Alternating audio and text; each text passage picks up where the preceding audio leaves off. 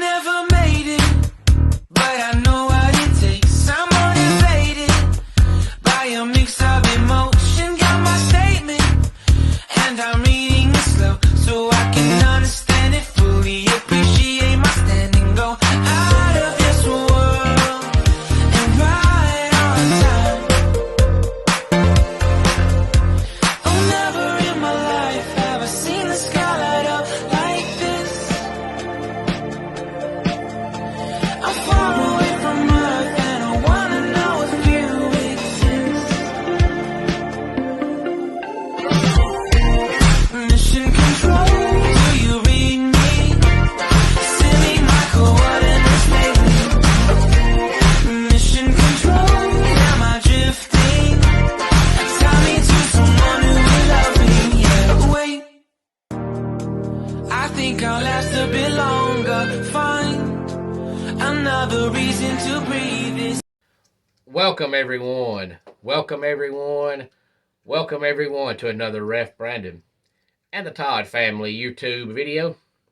Wherever you are, whatever you may be doing, thank you so much for making Ref Brandon and the Todd family a part of your day. We always greatly appreciate it. Hopefully everybody had a wonderful weekend. I know I did. But it's Monday, time to get back to the everyday grind.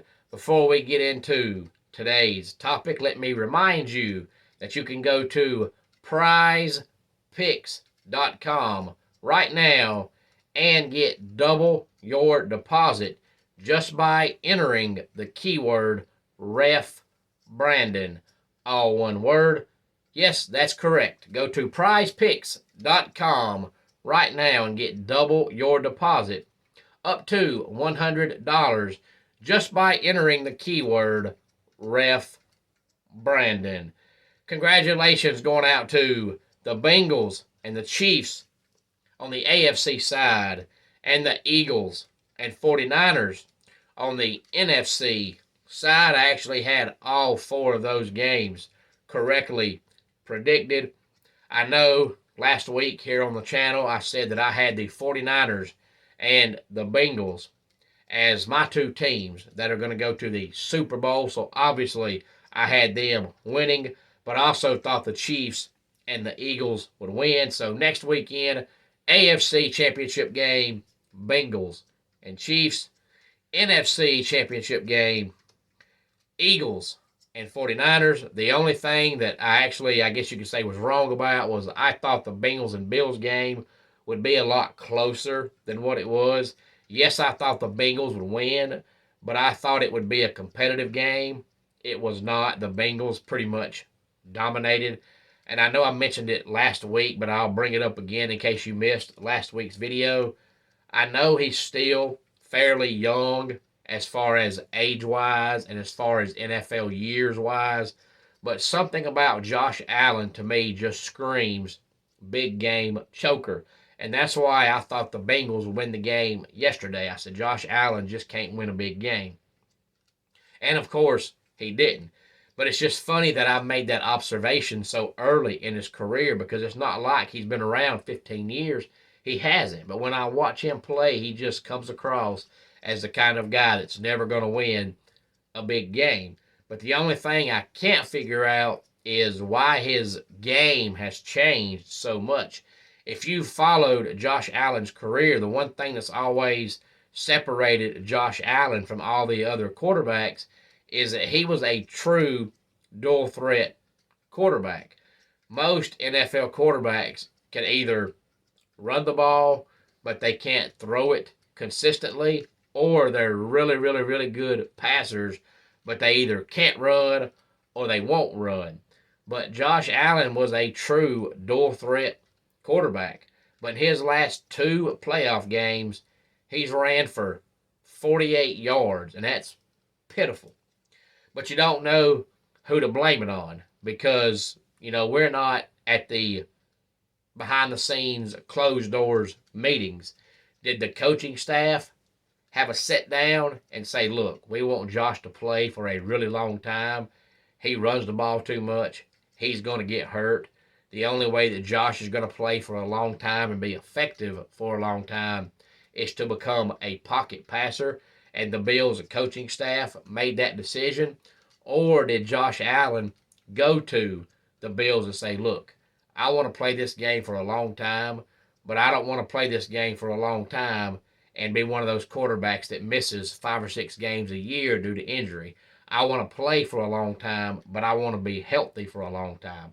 So let's try to take the run game off the play sheet as much as possible and let me just be a pocket passing quarterback.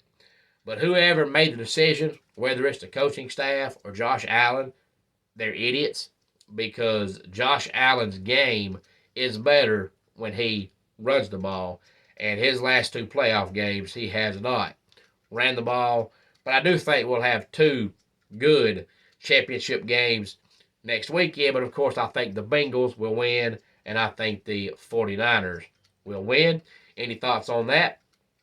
Please feel free to let me know. I always enjoy reading your comments. Don't forget, if you have not subscribed to the channel, please subscribe. It takes 5 seconds, and it's absolutely, totally free, so there's no reason you shouldn't subscribe. You also subscribe and then click that notification bell and get notified every time a video is uploaded, which is almost every single day here on the Ref Brandon and the Todd Family YouTube channel.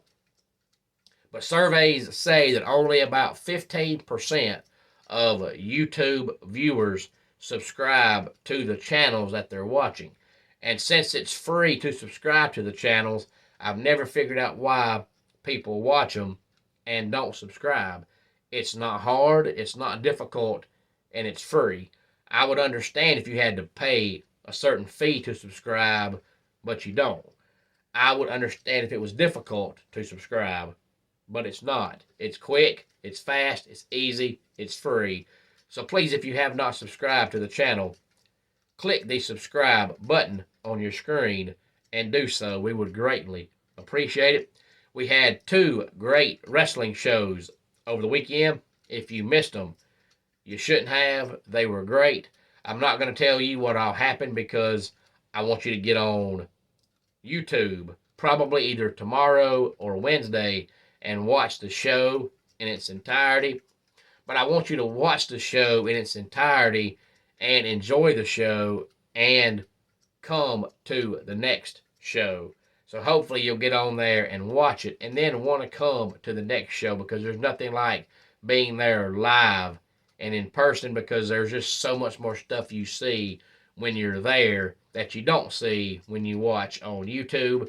It's okay to watch on YouTube if you had to miss one show for whatever reason, but don't make it a habit to not go to the show to watch on YouTube, because it's so much better in person, and you're just not going to find better talent from top to bottom on any wrestling show than what you see every other Saturday night at 405 Community Court in Monroe, Georgia.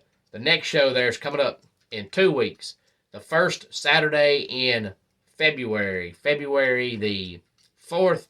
Doors will open at 6 o'clock, and bell time will be 7 o'clock. But Saturday night, I will say that I refereed the match between Alex Keitel and Brandon Watley. They also announced next show will be Will Caution versus Wild Billy Buck in a one-on-one match. And since Southern Fried runs every other Saturday, typically the week that the last show just happened, which is this week, usually by Thursday or Friday, they will have the entire card posted for the next show. So please follow Southern Fried on Facebook at Southern Fried Championship Wrestling, and more than likely by Thursday or Friday, they will have posted all the matches you'll see coming up at the next show, which, as I said, will be coming up on Saturday, February the 4th. Doors will open at 6 o'clock, and bell time will be 7 o'clock. And this past Saturday night, the main event match was the I Quit match, refereed by special guest referee Bobby Moore, and it was Nick Halen versus Adrian Hawkins.